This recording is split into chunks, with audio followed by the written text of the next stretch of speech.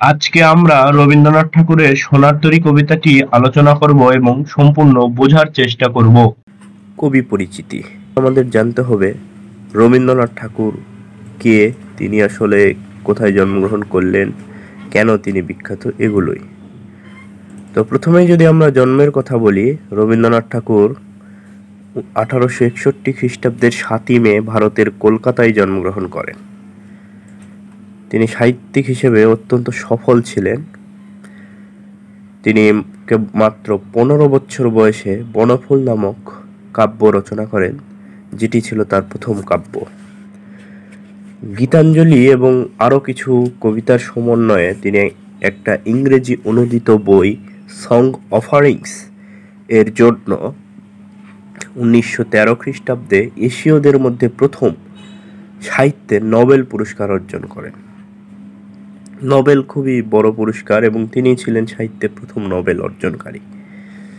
1941 খ্রিস্টাব্দের 7ই আগস্ট এই কালজয়ী কবি মৃত্যুবরণ করেন। কবিতার ব্যাখ্যা শুরু করা যাক। প্রথমে 2 লাইন, গগনে গরজে মেঘ ঘন বরষা, কুলে একা বসে আছি নাহি ভরসা।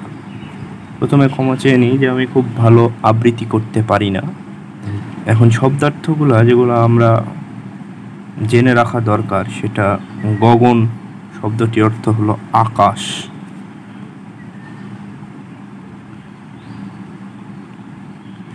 গরজ মানে অর্থ গর্জন করা। মেঘ অর্থ আমরা জানি মেঘ কি। আর ঘন বর্ষা বলতে বর্ষাকাল, বর্ষালের একটা সময়, এটাই বুঝিয়েছে। কুলে, কুল অর্থ বোঝানো হয়েছে মূলত নদীর তীর। নদীর তীর কুল অর্থ। কুলে একা বসে আছি নাহি ভরসা। তাহলে প্রথম 2 লাইনে অর্থ কি দাঁড়ালো? বর্ষাকালে আকাশে মেঘ গর্জন করছে, আর কেউ একজন নদীর তীরে, কে সেটা এখনো উল্লেখ করা হয় নাই, কেউ একজন নদীর তীরে একা বসে আছে, কোনো একটা কিছু নিয়ে সে ভরসা পাচ্ছে না। কি নিয়ে সেটা এখনো বলা হয় নাই, পরবর্তীতে বলা হবে।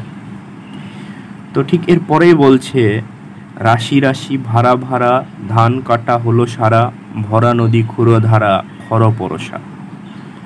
রাশি রাশি ভাড়া ভাড়া এগুলো মূলত প্রচুর অর্থে ব্যবহৃত হয়েছে। ধানকে বলা হয়, অনেক ধান থাকলে সেটাকে ধান রাশি বলা হয়, ধনরাশি এরকম জিনিস। আর ভাড়া, এটা অর্থ হলো ধান রাখার পাত্র। অনেক বেশি পরিমাণ বোঝানোর জন্যই ভাড়া শব্দটাকে দ্বিত্ব করে লিখে ভাড়া ভাড়া অনেক অনেক অনেক বেশি পরিমাণকে বুঝিয়েছে। কি কাটা হলো? এই রাশি রাশি অনেক অনেক বেশি পরিমাণ কি জিনিসটা কি? ধান কাটা হলো সারা, অর্থাৎ ধান কাটা হয়ে গেছে। ভরা নদী ক্ষুরো ধারা, বর্ষাকাল স্বাভাবিক ব্যাপার, বর্ষাকাল চলছে, নদী তো ভরে গেছে। ক্ষুর ধারা, ক্ষুর আমরা হয়তো বা চিনি, যেটাতে দাড়ি কাটে, ব্লেডের মতোই অনেকটা একটা জিনিস, ওটাকে ক্ষুর বলা হয়। ওটার ধার অনেক বেশি, মোটামুটি ব্লেড লেভেলেরই ধার এই ক্ষুরের। তো সেই ক্ষুরের ধারের সাথে ভরা নদীকে তুলনা করা হয়েছে, কেননা ভরা নদী যখন তখন ভেঙে যেতে পারে, যখন তখন এটি ফসলগুলো ভাসিয়ে নিয়ে যেতে পারে। এটাই বোঝানো হয়েছে ভরা নদী ক্ষুরো ধারা খর পরশা। এরপরে কবি বলছে, কাটিতে কাটিতে ধান এলো বরষা। অবশ্যই খুব সহজ একটা লাইন, যে ধান কাটতে কাটতে বর্ষা এসে গেছে, যেটা আমাদের প্রথমেই বলা হয়েছিল। তো এখান থেকে আমরা একটা ধারণা পেতে পারি যে কোনো একজন কৃষক বর্ষাকালে আকাশে মেঘের গর্জন শুনে নদীর কূলে একা বসে আছে এবং সে তার ধানগুলো রক্ষা করা নিয়ে খুব চিন্তাগ্রস্ত। সে কোনো কিছুতেই এই ধান ভরসা পাচ্ছে না প্রকৃতির উপরে। এরপরে যেটা বলা হয়েছে, একখানি ছোট ক্ষেত আমি একলা, চারিদিকে বাঁকা জল করিছে খেলা। সে একই কথাই, সেই কৃষক, আমরা প্রথমে যেটা বুঝেছিলাম, সেই কৃষক তার একটা ছোট্ট ক্ষেত, খুব সেখানে সে একালায়, মানে একাই বসে আছে। একালা বলতে একা, সরি আমার লেখা একটু খুবই বাজে।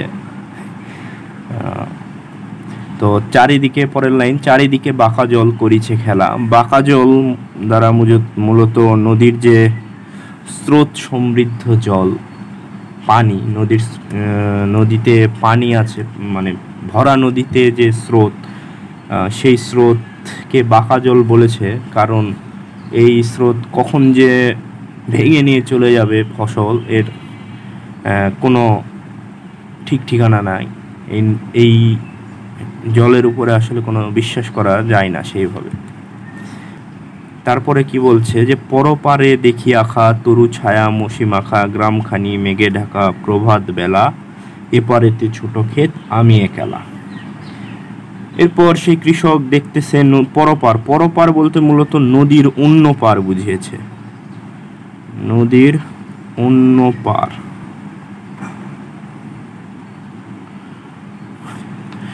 নদীর অন্য পারে কৃষক দেখতেছে যে তরু ছায়া, তরু অর্থ গাছ, তরু মানে গাছ, তরু ছায়া মশি মাখা, অর্থাৎ গাছের ছায়া দিয়ে আবৃত একটা গ্রাম, যেটা মনে হচ্ছে যে মেঘে ঢাকা, তার আকাশের উপর প্রচুর মেঘ। সকাল, প্রভাত বেলা অর্থাৎ সকালবেলা নদীর এই অন্য পারে কেবল কৃষক, সেই কৃষক তার ছোট ক্ষেত নিয়ে একাই রয়েছে, সেখানে আর কেউই নাই। এরপরে বলা হচ্ছে যে গান গেয়ে তরিবে কে আসে পারে, দেখে যেন মনে হয় চিনি উহারে। হঠাৎ করে কৃষক দেখতে পায় যে গান গাইতে গাইতে তরি অর্থাৎ নৌকা বেয়ে, মানে নৌকা নিয়ে কেউ একজন আসতেছে সেই নদী দিয়ে। সেটা দেখে কৃষকের কেন জানি মনে হয় সে ওই ব্যক্তিকে চিনে, এটাই বোঝানো হয়েছে এখানে। ভরা পালে চলে যায়, কোনো দিকে নাহি চাই, ঢেউগুলো নিরুপায়, ভাঙে দুধারে, দেখে যেন মনে হয় চিনি উহারে। ভরা পাল অর্থাৎ পাল তুলে সেই নৌকার মাঝি চলে যায়, তার সেই মাঝি কোনো দিকেই তাকায় না, আসলে কে কোথায় কি করছে না, মাঝির সেদিকে কোনো খেয়াল নাই। আবার অন্যদিকে ঢেউগুলো নিরুপায়, অর্থাৎ ঢেউগুলো স্বাভাবিক স্রোতের মতো নদীর পাড়ে এসে সে ধাক্কা খাচ্ছে, সেটাই বোঝানো হয়েছে। আর এই কৃষক আবারও বলতেছে যে তার মনে হচ্ছে যেন ওই নৌকার মাঝিকে সে চিনে। এরপরে বলা হয়েছে ওগো তুমি কোথা যাও কোন বিদেশে, বারেক ভিড়াও তরি কুলেতে এসে। অর্থাৎ সেই নৌকার মাঝি কোনো দিকে তাকাচ্ছে না, কোনো দিকে না তাকিয়ে সে এক মনে বৈঠা বেয়ে নৌকা নিয়ে চলে যাচ্ছে। এটা দেখে কৃষক আর থাকতে পারেনি, সে তাকে ডাকাডাকি করছে যে ওগো তুমি কোথা যাও কোন বিদেশে, অর্থাৎ তাকে ডাকতেছে ওগো যাচ্ছ কোথায়। বারেক বলতে মূলত বুঝিয়েছে একবার, বারেক একবারে তরিটা কুলেতে ভিড়াতে বলছে, অর্থাৎ নদীর তীরে নিয়ে আসতে বলছে।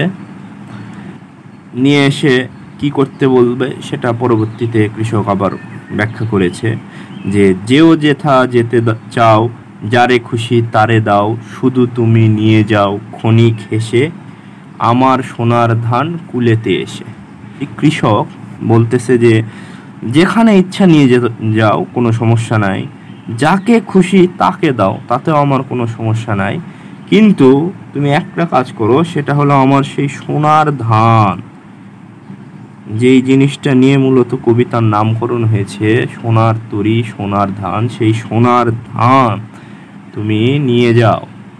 কৃষকের আর কোনো ব্যথা বেদনা কিচ্ছু থাকবে না যদি তার সে ফলানো সেই সোনার ধানগুলো রক্ষা পায়। এরপরে যত চাও তত লও, তরণী পরে আর আছে আর নাই, দিয়েছি ভরে। অর্থাৎ কৃষক সেই মাঝিকে বলতেছে যত পারো, মানে যত চাও যতটুকু পারো সব নাও, সব আছে, তরণী, তরণী অর্থাৎ মাটিতে আছে। তারপর কৃষক দেখতেছে যে আর কি আছে, প্রশ্ন করতেছে নিজেকেই যে আর কি আছে, না আর নাই, সবই দিয়েছে, সেই নৌকাতে তুলে দিয়েছে। এতকাল এতকাল নদী কূলে জাহাজ লয়ে ছিনু ভুলে, সকলই দিলাম তুলে থরে বিথরে, এখন আমারে লহ করুণা করে। এখন কৃষক বলতেছে যে নদীর কূলে, নদীর এই পারেতে যে আমি এই ধান নিয়েছিলাম, ওই পারে সুন্দর গ্রাম, ছায়ামাখা গ্রাম, দেখেও আমি সেখানে যাইনি, কেবল এই ধান সোনার ফসল নিয়েই আমি ছিলাম। সেই জিনিসটা তোমাকে থরে বিথরে অর্থাৎ স্তরে স্তরে সাজিয়ে দিলাম তোমার নৌকাতে, সব সব দিয়েছি। এখন কৃষক বলতেছে সেই নৌকার মাঝিকে যে আমাকেও একটু সেই নৌকাতে একটু ঠাঁই দাও। তবে এখানেই মূলত আমাদের সেই মিস্ট্রিয়াস ব্যাপারটা ঘটছে যে ঠাঁই নাই, ঠাঁই নাই, ছোট সে তরী, অর্থাৎ সেই নৌকায় আর জায়গা নাই। তরী অর্থ নৌকা, সেই নৌকায় আর জায়গা নাই, সেই নৌকা খুবই ছোট। কৃষক নিজেই বলতেছে তার মনে যে আর জায়গা নাই, আমারই সোনার ধানে গিয়েছে ভরি। কৃষকের সোনার যে ফসল, সোনার যে ধান, তাতেই সেই ছোট্ট নৌকা ভরে গিয়েছে। শ্রাবণ গগন ঘিরে ঘন মেঘ ঘুরে ফিরে, শূন্য নদীর তীরে রহিনু পরি, যাহা ছিল নিয়ে গেল সোনার তরী। কৃষক এখন দুঃখ করে বলতেছে যে আমার সোনার ধান সবই সেই নৌকাতে গেল, শুধু আমি পড়ে রইলাম এই নদীর তীরে। আমি এই নদীর বাঁকা জলে অর্থাৎ নদীর স্রোতের সাথে বিলীন হয়ে যাব। মূলত কবিতাটিতে এই জিনিসগুলোই বোঝানো হয়েছে। সোনার তরী কবিতার একটি প্রতীকী অর্থ রয়েছে। প্রতীকী অর্থ মূলত এটার মূল অর্থের গোপনে অন্য একটি অর্থ বহন করা, সেটাকেই বলা হয় প্রতীকী অর্থ। সোনার তরী কবিতাটির প্রতীকী অর্থটি মূলত লুকিয়ে আছে সৃষ্টি যে করে সৃষ্টিশীল ব্যক্তি এবং তার সৃষ্টিকর্মের যে সম্পর্ক, সেটার উপরে। একজন সৃষ্টিশীল ব্যক্তি সারা জীবন কষ্ট করে অনেক ঘাম ঝরিয়ে একটি সৃষ্টি অর্থাৎ কোনো একটি জিনিস বা কবিতা, গল্প, উপন্যাস ইত্যাদি লিখে থাকে। কেউ কেউ আবার মূর্তি বা অন্যান্য কিছু তৈরি করে, কেউ ছবি আঁকে সুন্দর সুন্দর, কেউ গান তৈরি করে। কিন্তু সকল সৃষ্টিশীল ব্যক্তির ক্ষেত্রেই একটা বিষয় কমন, যে তাদেরকে একদিন মৃত্যুবরণ করতে হয়। কেউই সারা জীবন বেঁচে থাকে না, তবে তাদের সৃষ্টিকর্ম রয়ে যায় সারা জীবন। তাদের সৃষ্টিকর্ম মানুষ ক্ষণে ক্ষণে মনে করে, সেই সৃষ্টিকর্মের জোরেই সেই সৃষ্টিশীল ব্যক্তিরা বেঁচে থাকে বহুকাল, মানুষের মনের মধ্যে তারা বহুকাল রাজত্ব করে যায়। যেমনি রবীন্দ্রনাথ ঠাকুর 1941 খ্রিস্টাব্দে মারা গেলেও আজ 2024 খ্রিস্টাব্দেও আমরা তার কবিতা, তার উপন্যাস, তার গল্প পড়ে থাকি। আবার লিওনার্দো দা ভিঞ্চির সেই অপার সৃষ্টি মোনালিসা, সেটি দেখে আজও মানুষ সেই একই রকম ভাবেই অবাক হয়, যেটা সেই সৃষ্টির প্রথম দিকে হতো। কিন্তু সেই লিওনার্দো দা ভিঞ্চি বা রবীন্দ্রনাথ ঠাকুর কেউই আর এখন আমাদের মাঝে বেঁচে নেই। সুতরাং এই কবিতাটির প্রতীক অর্থটা হলো এই: সৃষ্টিকর্ম সবসময় অবিনশ্বর হলেও যে সৃষ্টিশীল ব্যক্তি, সে কখনোই অবিনশ্বর নয়। সে তার সৃষ্টিকর্মের মাধ্যমেই কেবলমাত্র মানুষের মাঝে বেঁচে থাকতে পারে। পাঠ পরিচিতি। পাঠ পরিচিতিতে আসলে জানার মতো কিছু নেই, একটা জিনিসই জানতে হবে, সেটা হলো এই সোনার তরী কবিতাটি কবি রবীন্দ্রনাথ ঠাকুর এর সোনার তরী নামক কাব্যগ্রন্থের নাম কবিতা। এবাদে বাকিটা নিচে যা আছে সবই বোঝানো হয়েছে, তোমরা আরও একবার পড়ে নেবে। আজকের ক্লাসে এই পর্যন্তই, ধন্যবাদ।